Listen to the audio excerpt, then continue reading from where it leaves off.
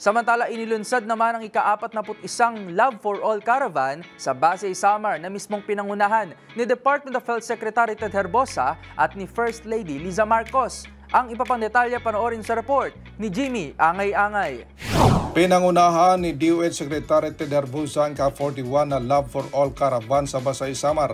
Kasama si Unang Ginang Luis Liza Aranita Marcos, ang Love for All Caravan ay isang inisyatibo ng gobyerno na dalayon mabigyan ng akses ng dekalidad na serbisyo medikal ang mga residente nakatira sa malalayong lugar sa mamagitan ng DOH, Regional Director Dr. Xaperia Sabalbarino, Assistant Regional Director Catherine Meral, aktibo nakipagtulungan sa 200 health worker volunteers mula sa Eastern Visayas Medical Center Tacloban, Governor Benjamin Romales General Hospital na dating Sister Somiasis Hospital, Samar Hospital, Philippine Heart Center at iba pang pribado at partner organization kung saan 2,980 na benepisyaro nakatanggap ng serbisyo medikal. Ang caravan may libre konsultasyon medikal, laboratory test, HIV testing, screening sa paningin, cancer, chronic kidney disease, dental services, ultrasound, ECG, pagbabakuna, prescription sa gamot, reading glasses, senior citizen kits, assistive devices at libreng mga gamot.